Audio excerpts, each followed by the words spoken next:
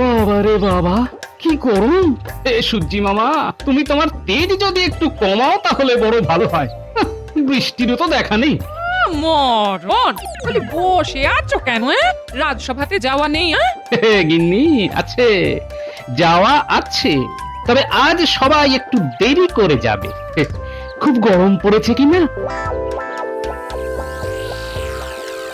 আরে বাস, গিন্নি, দেখেছো? তোমাকে তো সারা জীবন দেখে আসছি গো, নতুন করে আর কি দেখার আছে? আমাকে না, আমাকে না, নারকোল গাছে দেখো কত ডাব হয়ে রয়েছে। দেখেছি, ডাবের জল পেট ঠান্ডা করে শুনেছি, তবে কারো মাথা বিগড়লে মাথা ঠান্ডা করে না। আমি তোমার মাথা ঠান্ডা করার কথা ভাবছি না গিন্নি। কি? শোনো, ডাব অনেক হয়েছে, কিছু ডাব পেড়ে নিয়ে যাই মহারাজের জন্য। মহারাজ ভারী খুশি হবেন। সে তো বুঝলাম, কিন্তু এত ডাব পারবে কে? তুমি বলি বুড়ো বয়সে কি হাত পা ভেঙে শুয়ে থাকতে চাও? ওই যে এই গুলটে, ন্যাপলা, এদিকে আয় তো।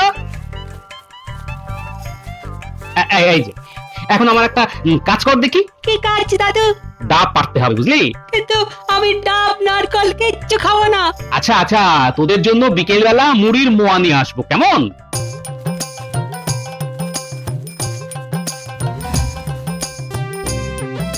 এটা নিয়ে এলাম গো। এরে বাবা, এই দাদি কি করতে এসেছো? এনে এনে ধর। ও, আমি ভাবলাম বুঝি। বলো যত সব আজগুবি চিন্তা মাথায়, সাধে কি বলি মাথা বিগড়েছে? বাবা বাবা, দেখেছো গিন্নি কিরকম হনুমানের মতন উঠে গেল?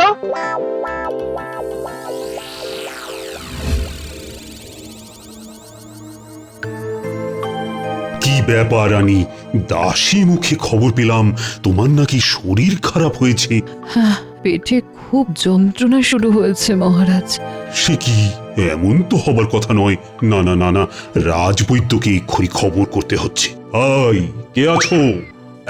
এক্ষুনি রাজবৈদ্যকে খবর দাও, বলো এক্ষুনি রানীমার অন্দরমহলে চলে আসতে। রানীমার শরীর ভালো নেই। আজ্ঞে মহারাজ।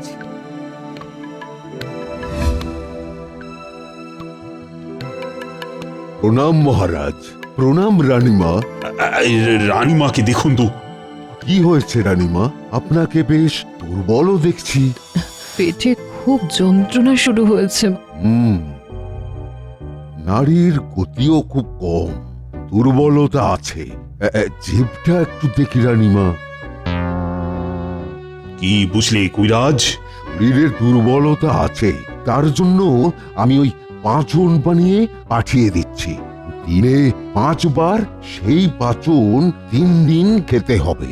ওরে বাবা! একই সাথে রানীমার পেট গরমও হয়েছে।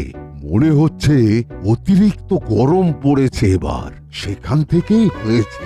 তাহলে পেট ঠান্ডা করার উপায়? ডাবের জল অতি খেলেই পেট ঠান্ডা হয়ে যাবে, রানীমাও সুস্থ হয়ে যাবেন। চিন্তা করার কিচ্ছু নেই।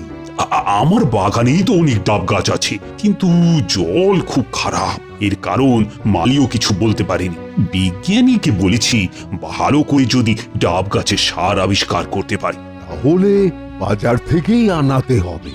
আর একজনের কথা আমি বলতে পারি। কে? গোপাল। ওর বাড়ির ডাবের জল গত বছর আমি খেয়েছিলাম, খুব মিষ্টি আর খুব ভালো। তাই নাকি? গোপাল সব সময় আমাদের মুশকিল আসান। আপনি গোপালকে বলুন ডাব নিয়ে আসতে। আমি ডাবের জল চেয়েছি শুনলে গোপাল ডাব নিয়ে নিশ্চয়ই আসবে।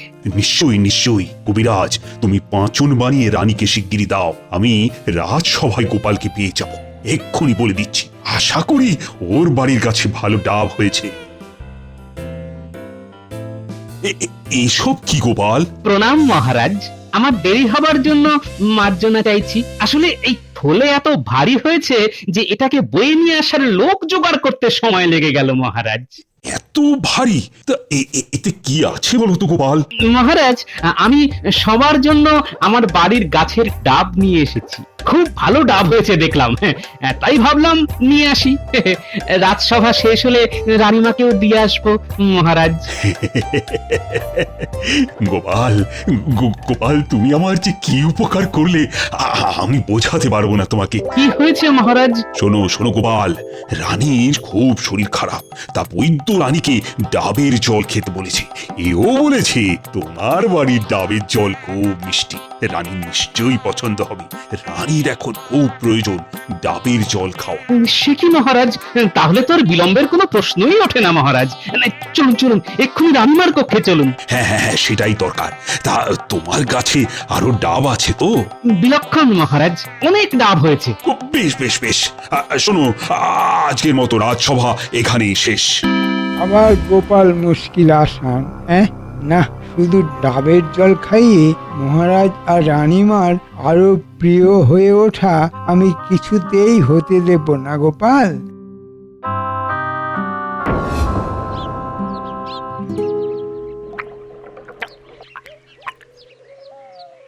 কি মিষ্টি ডাবের জল! তুমি আমার বড় উপকার করলে গোপাল। আমার শরীর এখন অনেকটাই সুস্থ লাগছে। বলো গোপাল, তুমি কি চাও? কি বলছেন রানীমা, বাড়ির গাছের ডাবের জল মিষ্টি, এটা হলো আমার সৌভাগ্য রানীমা। সেই ডাবের জল রানীমা খেয়ে সুস্থ হবেন, এটা হলো আমার পরম সৌভাগ্য। রানীমা খুশি হয়েছেন, এটি হলো আমার অতি পরম সৌভাগ্য। তবে গোপাল, তোমাকে কিন্তু রোজ 2টি করে ডাব নিয়ে আসতে হবে রানীমার জন্য। কি পারবে তো? বলেন কি মহারাজ, এই সামান্য কাজটুকু করতে পারবো না? নিশ্চয়ই আমি ডাব নিয়ে আসবো মহারাজ।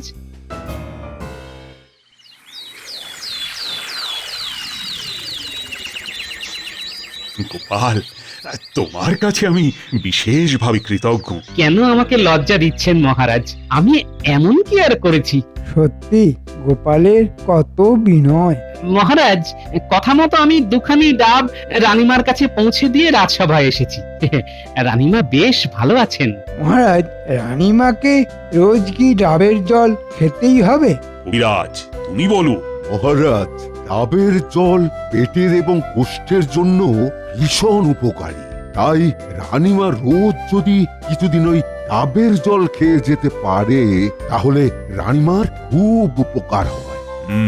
নিশ্চয়ই নিশ্চয়ই।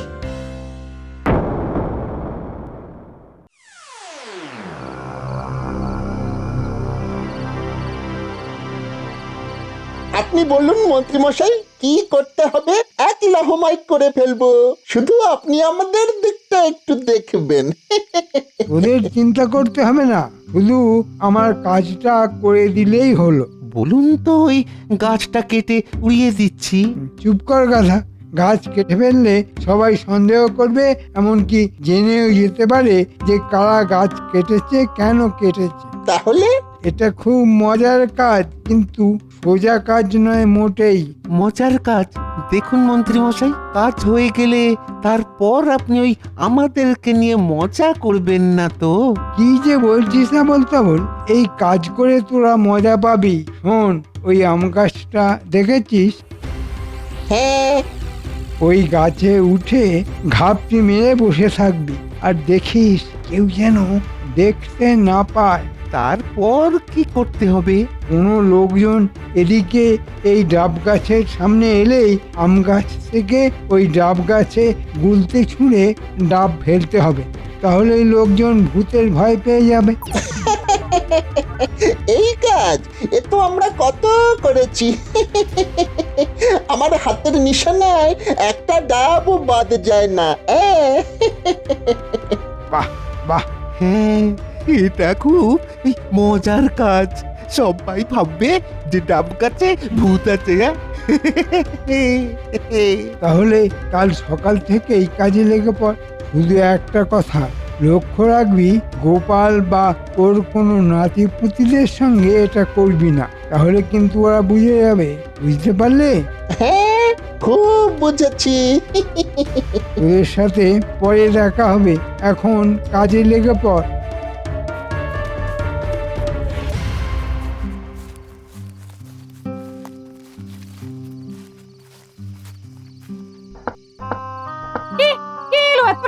পণ্ডিত, তাড়াতাড়ি দরজা খোলো।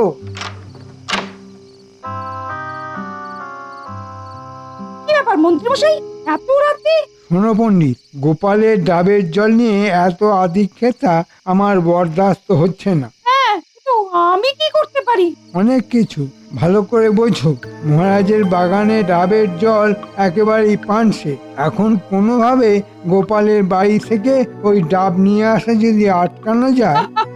তাহলে মহারাজ মন্ত্রীমশাইকে বরাদ দেবে বাজার থেকে রানীর জন্য ডাব নিয়ে আসতে। সেই ডাব আনার খরচের লভ্যাংশ তুমিও পেতে পারো, যদি আমার কথা শোনো। মানে কিভাবে? আমি কি করব? তোমাকে কাল রাজসভায় বলতে হবে গোপালের ডাব গাছে ভূত আছে। তুমি প্রমাণ পেয়েছো। কেউ ওই গাছের পাশ দিয়ে গেলে ডাব নিজে থেকে নিচে এসে পড়ছে, কারো মাথায় যখন খুশি পড়তে পারে। এটা তো বেলগাছ নয়, তাই ব্রহ্মদত্তের কথা বলা যাবে না, তবে আরো ভয়ঙ্কর কোনো ভূতের কথা বলা যাবেই।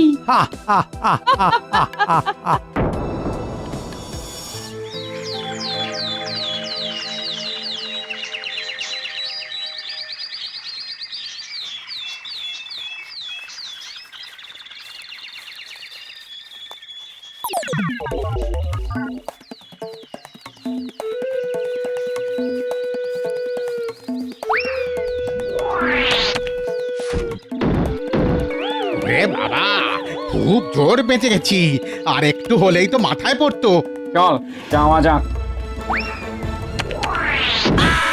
ওরে বাবা রে, গেছি রে। ওরে বাবা রে, ওরে বাবা রে, ওরে বাবা রে। এ আবার কিরকম ভৌতিক কাণ্ড রে, এভাবে ডাব পড়তে তো কোনোদিন দেখিনি। চল চল চল, শিগগির শিগগির এখান থেকে চল। কি ব্যাপার, তোমরা এই সকাল সকাল দৌড়ে দৌড়ে কোথায় যাচ্ছ? পণ্ডিত মশাই, আপনাকে আপনাকে পেয়ে ভালো হয়েছে। আচ্ছা আচ্ছা, ওই গোপালের বাড়ির সামনে যে ডাব গাছ দেখা যাচ্ছে, হ্যাঁ, দেখতে পাচ্ছি। ওই গাছে বিখ্যাত ভূত আছে। সে কি, নারকোল গাছে ভূত? বেল গাছেই তো থাকে শুনেছি। এ কি, তোমার মাথা দেখছি আলুর মতন ফুলে গেছে। ডাব ডাব আমার মাথায় পড়েছে। আচ্ছা, তোমরা চলো আমার সাথে, দেখা যাক। ঘটা তৈরি? হ্যাঁ, দেখিস এমন ভাবে কুলতি ছুটতে হবে যাতে ওই পণ্ডিতের পায়ের কাছে ডাব পড়ে। ওরে বাবা রে, ওরে বাবা রে, এই এই ডাব গাছে সত্যি ভূত আছে। পালা এখান থেকে, পালা। আমি যা বলার তার সবাই বলবো, তোমরা চিন্তা করো না, ওই গাছে সত্যিই ভূত আছে। কিন্তু এ কি করে সম্ভব মহারাজ? আমি আমার নাতিদের দিয়ে রোজ ডাব পাড়াচ্ছি, কই কোথাও তো কোনো সমস্যা নেই। গোপাল, এ কথা কেউ বলছে না যে তুমি ভূত পোষো, কিন্তু ওই গাছে ভূত আছে এটা প্রমাণিত। কি বলো পণ্ডিত? প্রথমেই বলি মহারাজ, আমি 100% নিশ্চিত ওই গাছে ভূত আছে। আমি নিজে দেখেছি। পণ্ডিত, তুমি নিজে দিনের বেলা ভূত দেখলে? গোপাল, ব্যাঘাত ঘটিও না। ভূত নয়, ভূত নয়, ভূতের খেলা দেখেছি। শুধু আমি একা নই, আরো দুজন আমার সাথে ছিল। তাদের মধ্যে একজন ভূতের ছোড়ার ডাবে জখম হয়েছে পর্যন্ত। ভূত আমাকেও আক্রমণ করেছিল। আচ্ছা পণ্ডিত, তুমি অত সকালে আমার বাড়ির সামনে নারকেল গাছ দেখতে এসেছিলে বুঝি? না মানে কোনোদিন তো এই সময় তোমাকে ওখানে দেখা যায় না, তাই বলছি আর কি। কি বলবো বলো তো গোপাল, আমি যে তোমার বাড়িতেই যাচ্ছিলাম, ভাবলাম যাই একটু গোপালের বাড়িতে গেলে গোপাল নিশ্চয়ই আমাকে একটু ডাবের জল খাওয়ার অনুরোধ করবে, কিন্তু তোমার গাছের ভূত যে হিল পাটকেলের মতন ডাব তুলে মারবে তা কি করে বুঝবো বলো? বেশ, তা কারা ছিল তোমার সাথে? কি জানো গোপাল, আমার পিঠটা পুঁতে নিয়ে আমি তো আর ভূতের ওঝা নই, তবে তুমি চাইলে তারা নিশ্চয়ই রাজসভায় এসে রাজাকে বলবে। মহারাজ, আমার মনে হচ্ছে সত্যি ওই গাছে ভূত আছে, আর সবার মঙ্গলের জন্য ওই গাছ কেটে ফেলাই উচিত।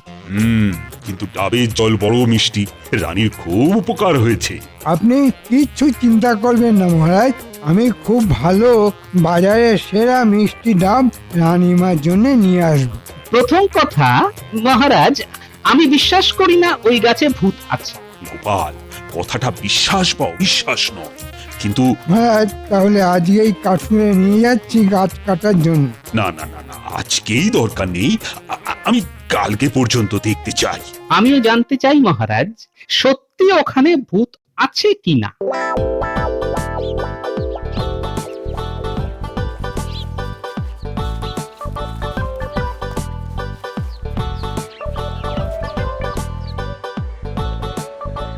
কি জানি এরকম কেন ঘুরছে, এখন তো কিছু হচ্ছে না। মনে হচ্ছে ভূতের কোনো উদ্দেশ্য আছে আমার গাছটিকে নষ্ট করা। নজর রাখতে হবে। এসে গেছি সব। এই নে মুরগির মোয়া।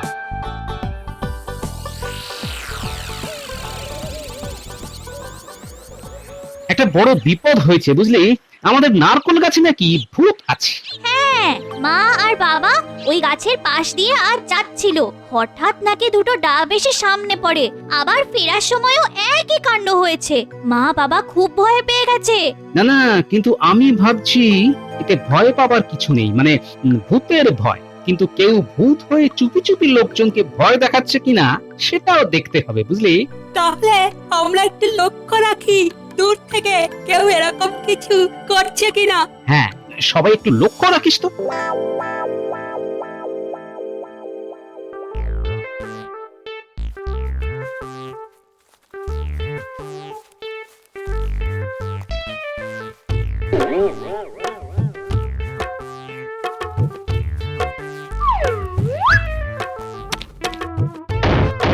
ওরে হাবুল, হাবুল, ভাগ ভাগ ভাগ। ওরে এই গাছে ভূত আছে রে, সত্যি ভূত আছে।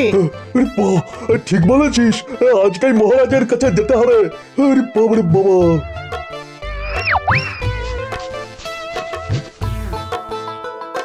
তোরা ঠিক দেখেছিস?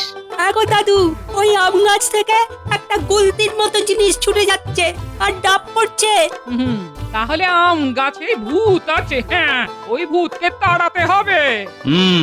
তোরা এক কাজ কর বুঝলি, অনেক ডাবের খোলা পাথর যা যা আছে সব জড়ো কর, আমি আসছি।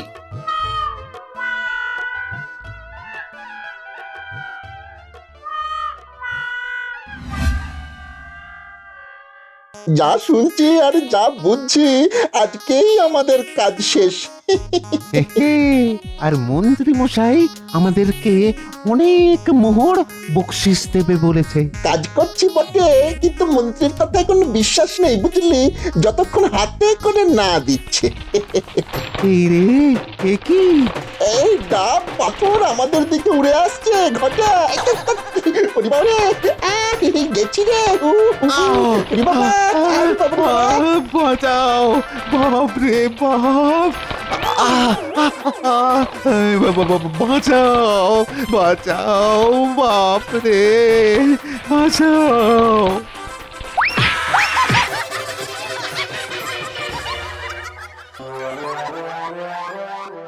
সবাই আজ সকালে ভূতের তাড়া খেয়েছে, তাই ওই নারকোল গাছ আর না কেটে তো কোনো উপায় নেই গোপাল।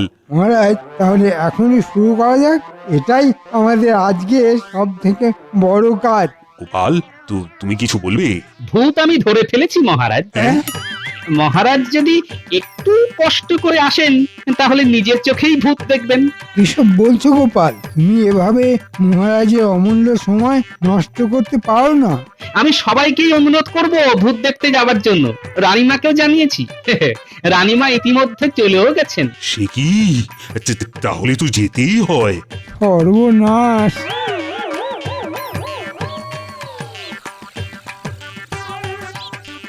মহারাজ, এই হলো আপনার ভূত।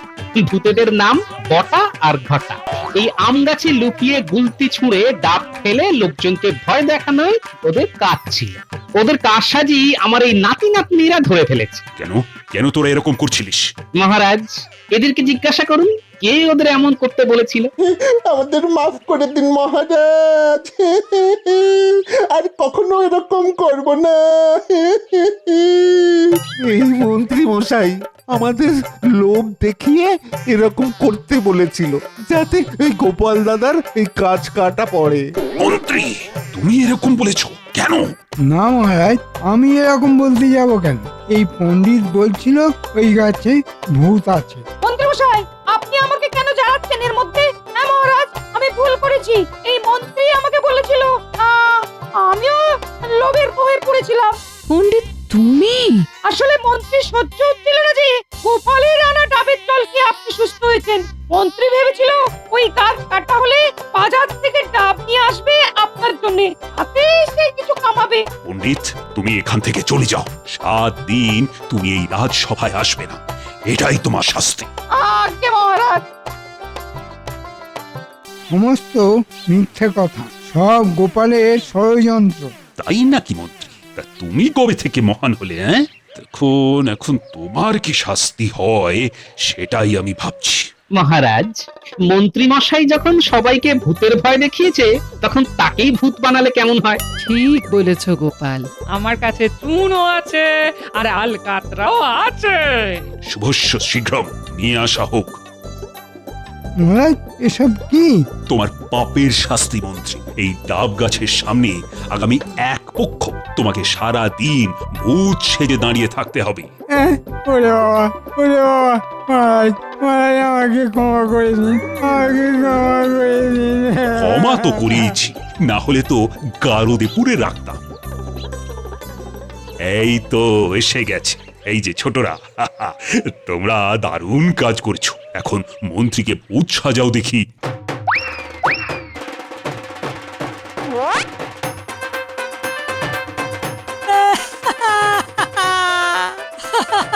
লাগা লাগা লাগা, পুরো ভূত লাগছে। বেশ লাগছে। মহারাজ, মহারাজ আমাকে ক্ষমা করে দিন, ক্ষমা করে দিন।